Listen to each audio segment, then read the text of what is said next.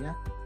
Jadi kalau judul materinya ini job desk rekrutmen seleksi ya, ini karena sesuai dengan urutannya. Jadi sebelum kita melakukan rekrutmen, kita butuh job desk dulu gitu. Karena kalau enggak, kita nggak tahu mau merekrut seseorang itu dasarnya apa ya. Yang mau saya rekrut orangnya seperti apa, nanti tugasnya apa. Nah, pertanyaan-pertanyaan itu ada di dalam job desk jawabannya. Jadi sebelum Anda merekrut, Anda udah perlu tahu dulu job desk-nya. Ya, kalau belum ada gimana Pak? Ya dibuat dulu ya. Dibuat atau minimal ada hal-hal minimal yang bisa diketahui sebelum dibuat secara formal. Misalnya, ya kita masuk ke framework-nya dulu. Framework manajemen sumber daya manusia ini saya ceritakan berdasarkan prosesnya. Di awal kita perlu membentuk yang namanya organisasi. Teman-teman, pengalaman saya masih banyak perusahaan yang tidak punya organisasi, struktur organisasi. Jadi semuanya itu mengarah pada satu orang gitu ya, yang sering dibilang one man show katanya. Lebih sering akhirnya menjadi sebuah lebih cenderung kepada melayani pemilik gitu ya.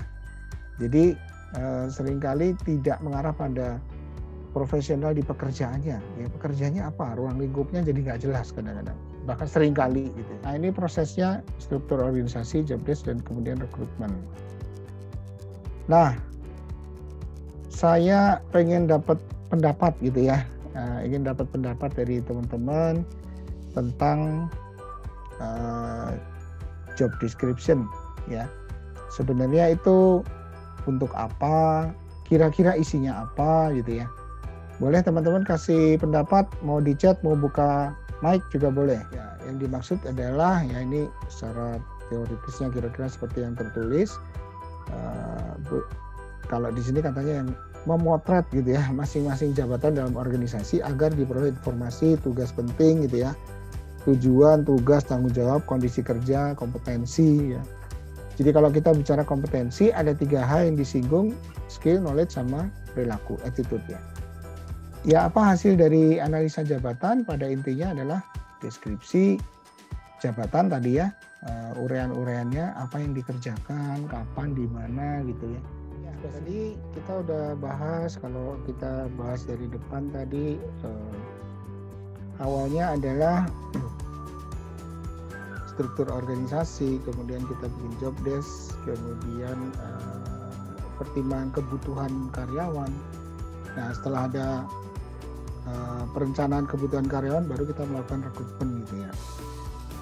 Kita mulai dari rekrutmen, jadi proses rekrutmennya tadi dari MPP yang sudah terbit tadi, MPP-nya perlu untuk disetujui pimpinan dan disepakati manajemen ya.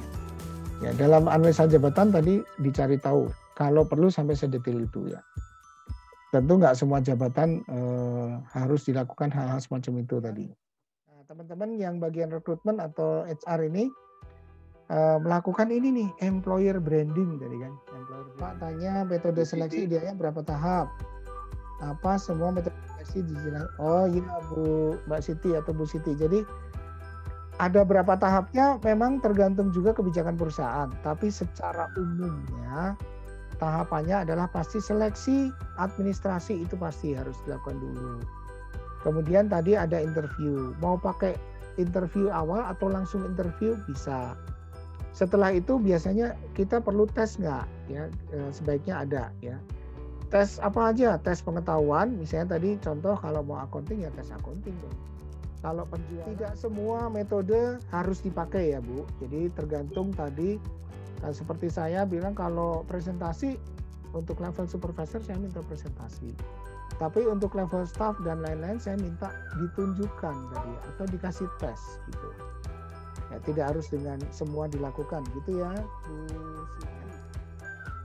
Terima kasih Bapak Ibu semua, Pak Andreas makasih. Ya selalu. Amin.